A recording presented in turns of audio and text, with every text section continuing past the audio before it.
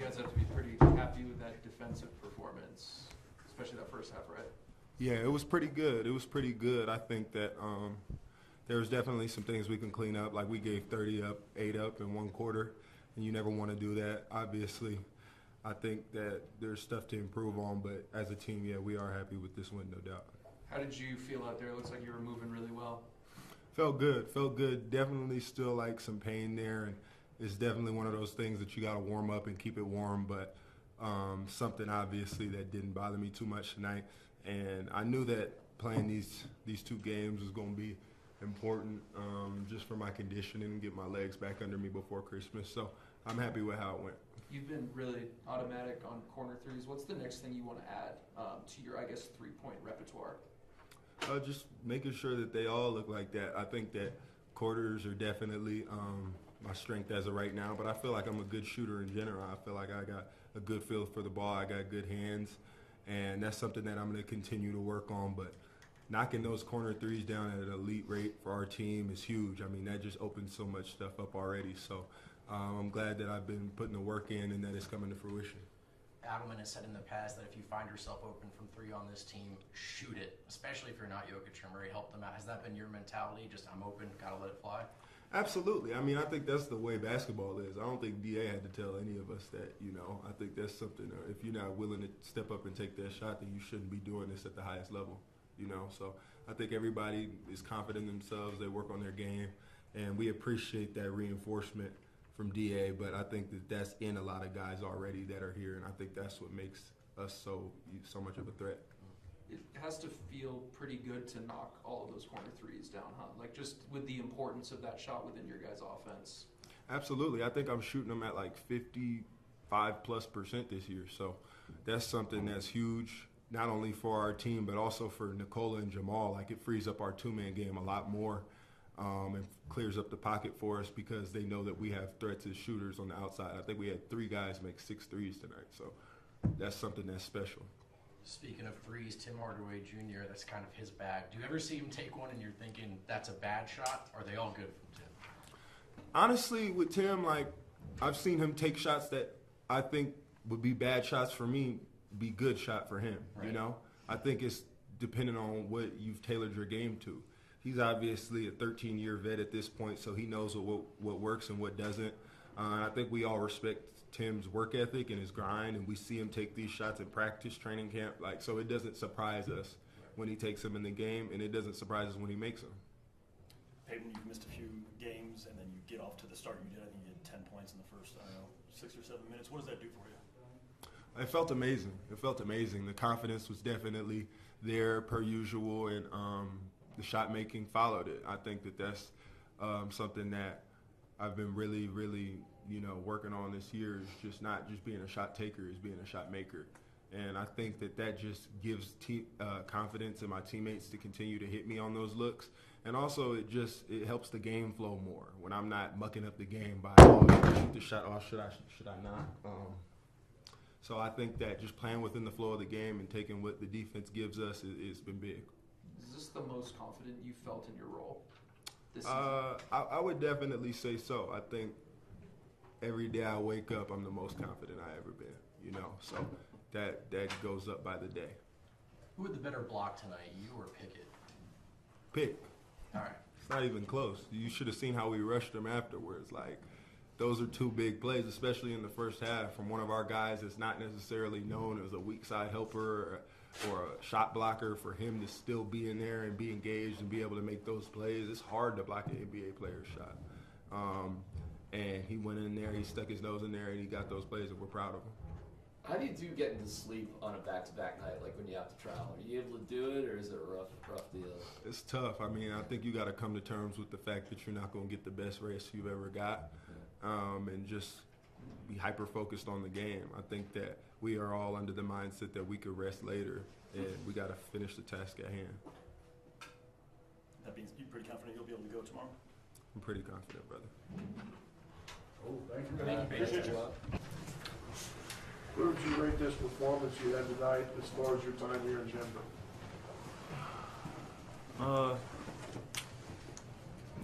It was good. It was good. There's a couple of threes that I wanted back, but for the most part, I mean, first unit went there and did what they had to do.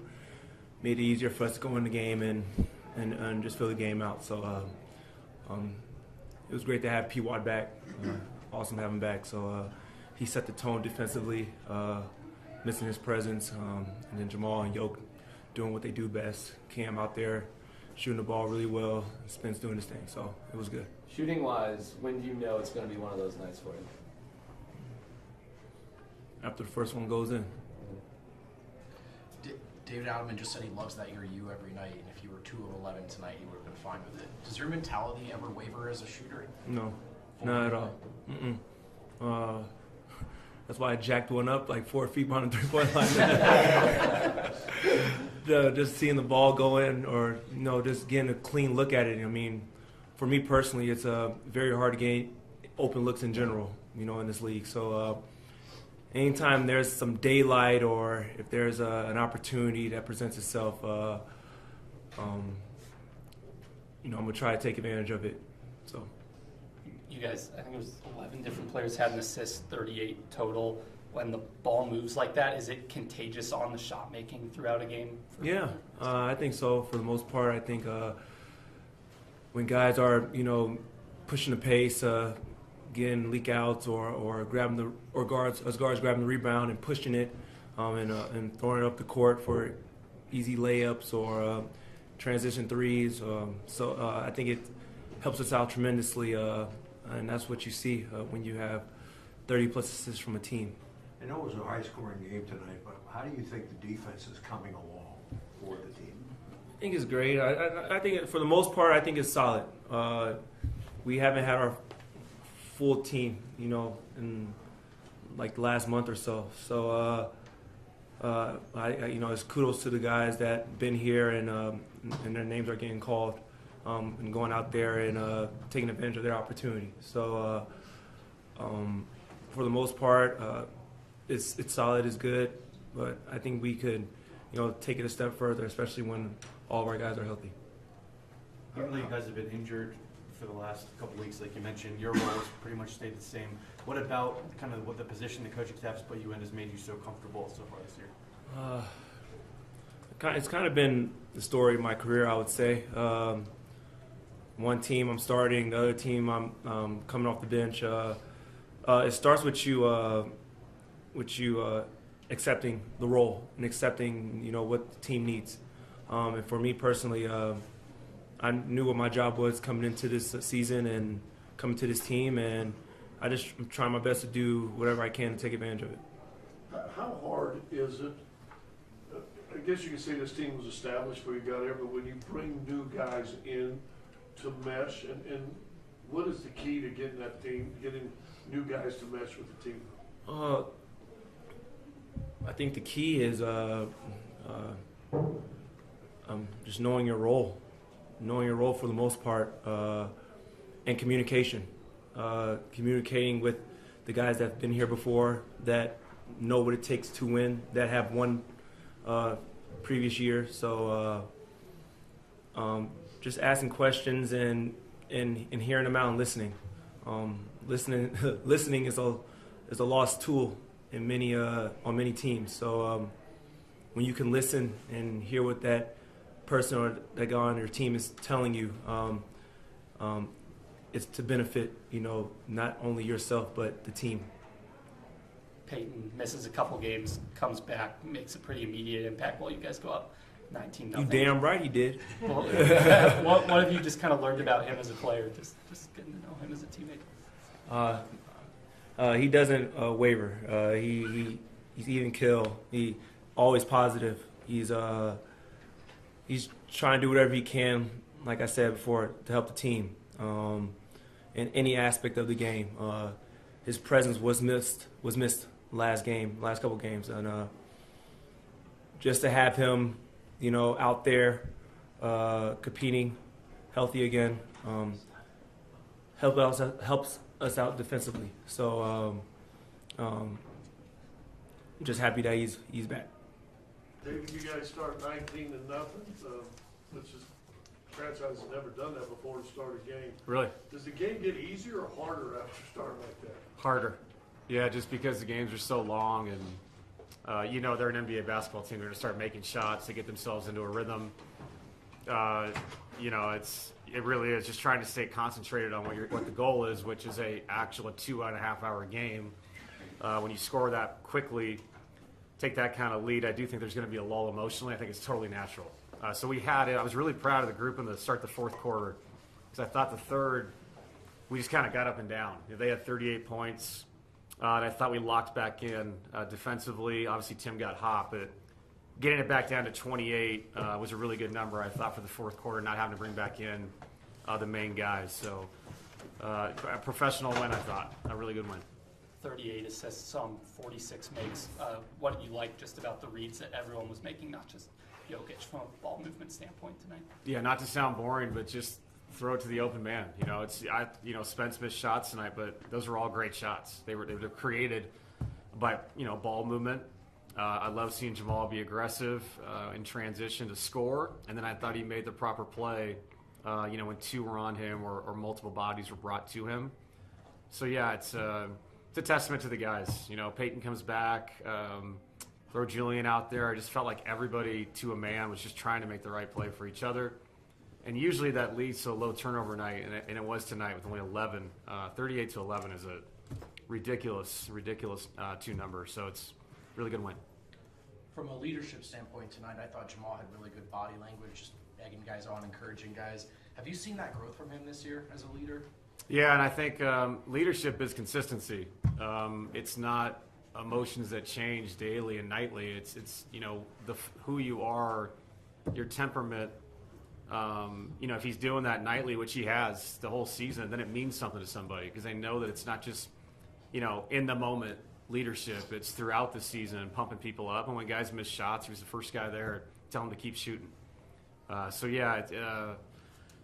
guess it's growth, or it's just what I've been watching, all year. It's just been so the same each day. And this group they're unique. They like each other. And when you like each other and you respect each other, you can get on each other and you can pump each other up. So it's a really cool group. There was something happened in the fourth quarter.